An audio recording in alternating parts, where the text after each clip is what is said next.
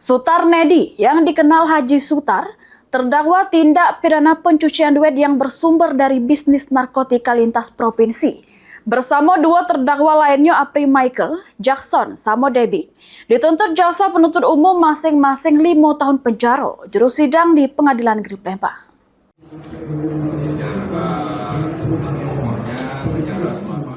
Sutarnedi yang dikenal Haji Sutar terdakwa tindak pidana pencucian duit yang bersumber dari bisnis narkotika lintas provinsi.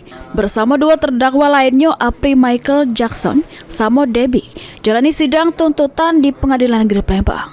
Di hadapan majelis hakim yang diketuai Ahmad Samuar, jaksa penuntut umum menyatakan perbuatan terdakwa Sutarnedi, terdakwa Apri Michael Jackson, sama terdakwa Debbie sudah memenuhi unsur pidana sebagaimana diatur jero pasal 607 ayat 1 huruf A tentang TPPU. Ketiga terdakwa dituntut masing-masing pidana penjara selama 5 tahun, denda 10 juta, yang kalau tidak terbayar diganti kurungan selama 10 hari. Melanggar pasal 671 Undang-Undang 1 tahun 2003 tentang KUHP.